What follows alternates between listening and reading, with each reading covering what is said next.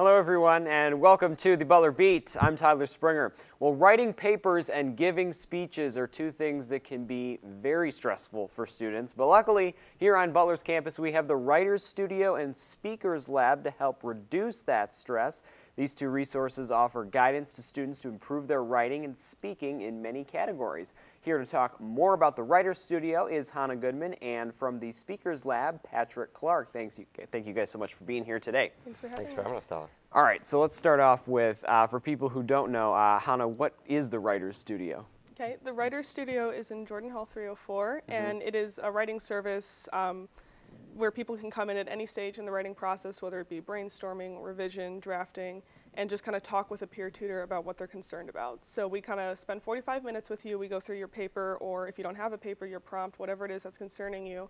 And then at the end of that session, we send your professor a conference report to let them know that you came. So are you going to write a student's paper for them? No. No. That's not my job. We typically spend a lot of time on things like thought development and revision.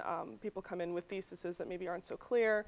So we really like to stress that we aren't exactly there to help you edit every single bit of your paper. While that is absolutely something that we are capable of doing, we really like to spend time on things that are a little bit more, I guess, more substantive, you know, like the actual development of that paper. We'd like to have a really good dynamic discussion with you about what you're writing about. And Patrick, is it a kind of a similar setup, but just with speaking over in the Speakers Lab? Absolutely. I mean, to echo everything Hannah said, I mean, the Speakers Lab, we're not here to provide or do your speech for you or to tell you exactly what to say. It's more of a process of helping students along the way. However, it's a very encouraging and friendly environment. So a lot of students are afraid of public speaking, and right here in Fairbanks actually are our lab locations, and we have the opportunity to provide students with that relaxed environment, comfortable environment, so that they can have a better feel for how to give their presentation and what they can improve upon to, when they transition into the classroom. And do students have to be in a certain class to go to the Speakers Lab? Absolutely not. A lot of classes do have requirements for the Speakers Lab. However, we do encourage any student doing a presentation, doing a speech, to come in, visit the lab. It does not have to be a required session, so don't feel like it's just a place where you have to fulfill a requirement. It's an underutilized resource sometimes, and we feel like students can take advantage of that, but for coming in for really any sort of assistance that they need. And I mean, with you guys, can you help people with, if they don't have a speech or don't have any paper at all, can you start with them from scratch if they're just having a tough time brainstorming activity, you know? Absolutely. That's what we're here for. And our staff is trained to do so. And we've had a lot of experience with a lot of the presentations that consistently come through the Speakers Lab, so it's good to have that background knowledge to assist us in helping other people develop ideas moving forward. And I mean, Hannah, what do you say to the argument if someone says, well, shouldn't students be going to professors if they need help with their paper? I mean, professors are a great resource. I think you should absolutely use them, but the thing is, a lot of the time a professor won't be able to really sit down with you for 45 minutes and read through every bit of your paper. You know, maybe they'll say, okay, give me your thesis, or give me a couple of your topic sentences. And in the studio, because we are peer tutors, we really kind of understand, you know, where you're at. So we're a great resource for anything with brainstorming, and we would love to go off of what your professor has said. So a lot of students will actually go to the professor, get a few general comments, and come to us and say, we don't know how to apply these, and then that's where we come in. And you said it's about 45 minutes usually, and is all of that just kind of spent through revising the paper? It kind of depends on what you come in for, and appointments sometimes will last, 20 minutes. It ranges. It's your time to use as you please. So often students will come in and say, hey, I only got 30 minutes. I can't stay the whole 45, and that's fine. And we spend that time doing whatever it is that we think needs to be done and what you think needs to be done. So first of all, we ask what are your concerns with this assignment, and then we go over those, and then a lot of the time we read through the paper together, the student and the tutor, and then afterwards the tutor will present some ideas on what their thoughts were on your paper and where things could be improved, so that time can be spent with further thought development, brainstorming. A lot of the time I'll get up and leave a student to do their own work for 20 minutes and come back and see what they've done. And I'm sure it's very subjective based on the student, but are there kind of a couple writing tips that you can give students that you see that they're making a lot of these common mistakes and you are giving the same piece of advice over and over? Do you find that a lot? Yeah, there's kind of several things. It's hard to pick a couple tips. A lot of students come in, they say, oh, I'm really concerned about flow. Well, what that indicates to me is that you're worried about your actual details and how expansive your arguments are. So for that one, I say never skip out on the brainstorming and organization process. I mean, really get a detailed outline going, talk with people about what you're writing about. That always helps. And then what you'll find is that, flow, or whatever you want to call it, actually works its way into your paper. And then I guess the other thing that I am seeing a lot of are theses that are so set in that high school. It must be one sentence, has to have 3 argumentative points. Steer away from that in college. High school's over. So what you really want to do is get an interpretive argument that is very complex, not very complex, but complex enough that it can be interpreted in multiple ways.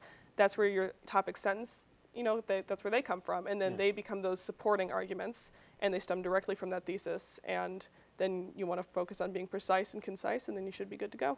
Yeah, and over in the speakers lab? Absolutely, very similar. I think I have probably 2 main points that I want to hit on, with the first one being organization is something that I constantly talk to students about. Very similar to the flow.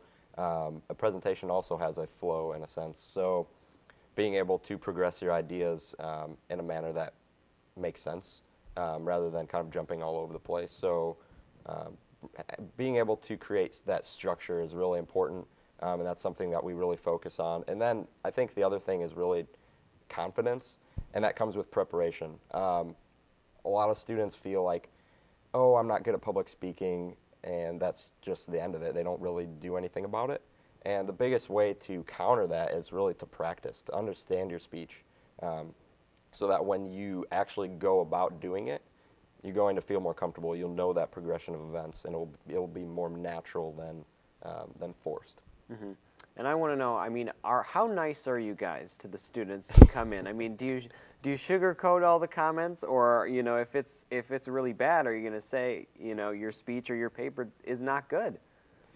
We're not going to grill students. We're not going to say, oh, this is terrible, but we definitely do provide constructive feedback, and we're not going to sit there and say everything's perfect. Regardless of who comes into the lab, regardless of how great their presentation might be or how great of a public speaker they might be, everyone is provided with some sort of feedback or something that they can take away from their session. Yeah, I mean, no paper comes into the studio either really bad or, perfect. So everybody has room for improvement, so we would really like to discuss what those areas are. And I mean, as for being nice, we're super nice. We have tea and coffee, so I feel the nicest. What's better than that? Yeah. So you guys are both juniors, and so when did you start working for the Speakers Lab in the Writer's Studio? I took the class to be a tutor second semester my freshman year and started working in the studio at the beginning of my sophomore year. Okay. And very similar situation with me. I think we had a training course. I believe I took the beginning of my sophomore year as well, and started working right away. So why did you decide to join? That's a great question. Is it just the money? No, absolutely not. So actually, I'm an accounting major, so a lot of people, when I tell people that, they're like, well, why are you here? Yeah. And it actually started with my basic business speech class, Org 215, with Professor Crawford. And she had actually recommended me to work here because I had participated in class, and I did enjoy the class a lot. And I never thought public speaking was a thing that I'd be good at, but it's something that I've definitely progressed upon due to my experiences in the lab.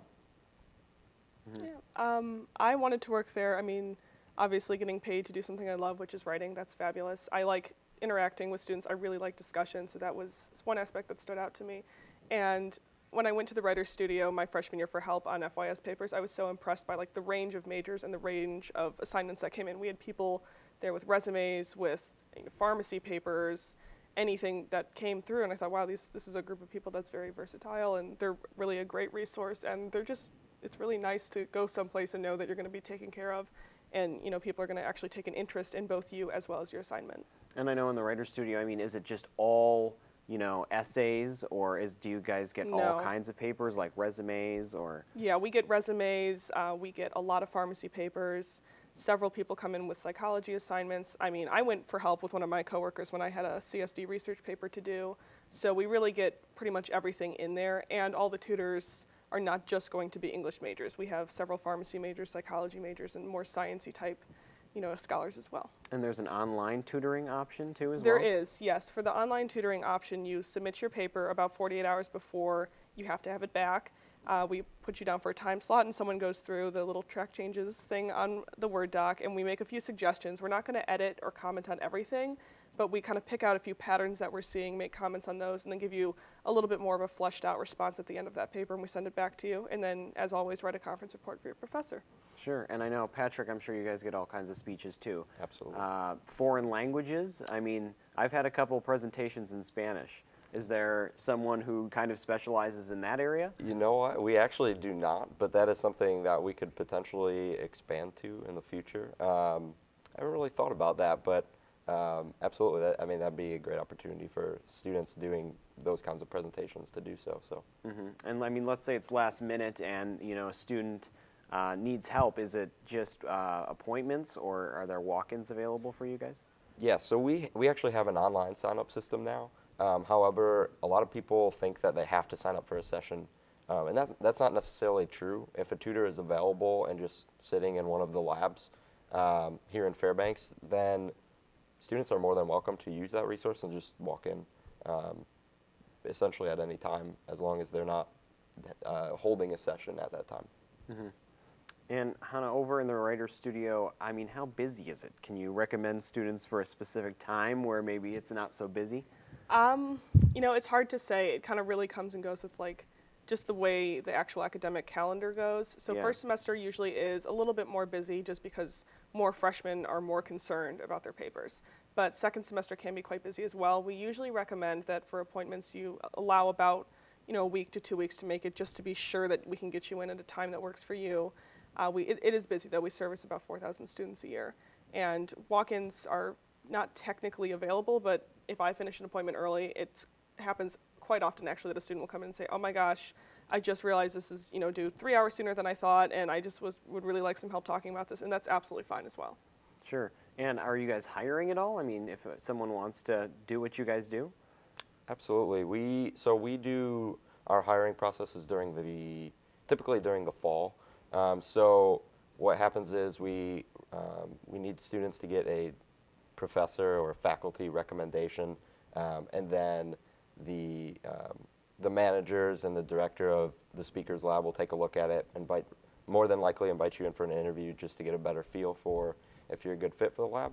But absolutely, we have hiring opportunities typically almost every semester, if not every year. And obviously you have to take the classes too and the Right. courses and get ready for that. All right, so bottom line, Hannah, why do people come to the writer's studio?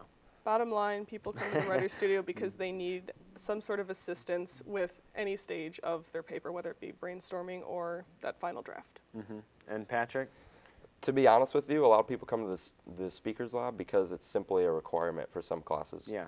which is kind of discouraging for me as an individual who works there. Sure. Just because, again, I like to think that anybody can come in for a session at the speakers lab. It doesn't necessarily have to be a required session, but really it's just to get that comfortable environment, to get feedback ranging from your actual delivery to the organization, like I stated before. Yeah, well, awesome. Thank you guys so much for being here today. Thank you. Thank you, Tyler. And students can sign up for an appointment at the Writers Studio by emailing at writers@butler.edu. And for a Speakers Lab session, students can schedule an appointment online using the new online sign-up system by going to speakerslab.appointee.com. I'm Tyler Springer, and you're watching the Butler Beat.